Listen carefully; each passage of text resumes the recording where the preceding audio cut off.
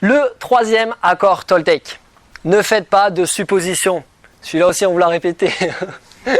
Ne faites pas de suppositions.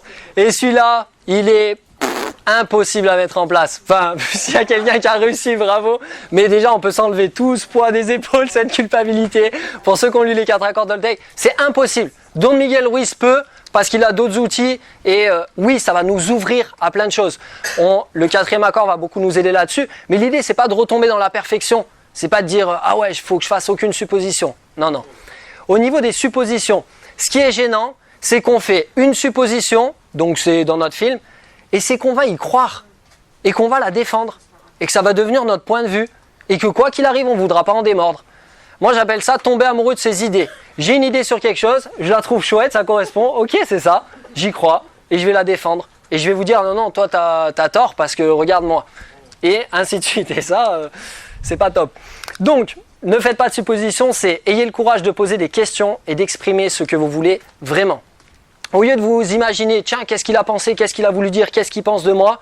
Ok, alors qu'est-ce que tu as voulu dire ou qu'est-ce que tu penses de moi? Et vous allez voir qu'au départ, c'est très difficile, mais ça vous oblige à un cheminement, ça vous oblige à remettre en question tout un tas de choses. Communiquez le plus clairement possible avec les autres afin d'éviter les malentendus, la tristesse et les drames. On s'est tous fait, après on se fera des cas pratiques, vous allez voir, on s'est tous fait des films du genre ah, il m'a regardé, il m'a souri.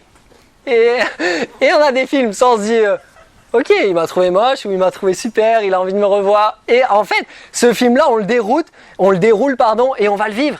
Et du coup, quand on va revoir la personne, ben, il y a déjà tout un tas de choses qui se sont passées, mais que dans notre imagination. C'est extraordinaire, ça. Et ça, on va voir dans les cas pratiques, ça peut vraiment poser problème. Avec ce seul accord, vous pouvez complètement transformer votre vie. On est tout le temps en train de faire des suppositions et d'y croire. Et dire, ok, donc c'est ça. Et du coup, on se ferme. Parce qu'on a le savoir, on a la connaissance. On n'a pas besoin d'aller demander aux autres. D'accord ? Pour ça, du coup, on va se faire des petits cas pratiques. Et on va, dans les cas pratiques, utiliser le contre-accord. Parce que là, je trouve que le contre-accord est extraordinaire. Le contre-accord, c'est faites plusieurs suppositions. Le problème, c'est pas de faire des suppositions, c'est d'en faire qu'une et d'y croire. Mais tout d'un coup, si je fais une supposition et que j'en fais une deuxième, laquelle est-ce que je crois? Si j'en fais une troisième, laquelle est vraie? Si j'en fais une quatrième, finalement, qu'est-ce que je crois?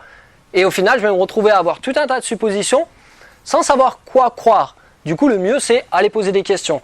Et ce contre-accord va nous permettre de sortir petit à petit de tout ce fonctionnement de supposition.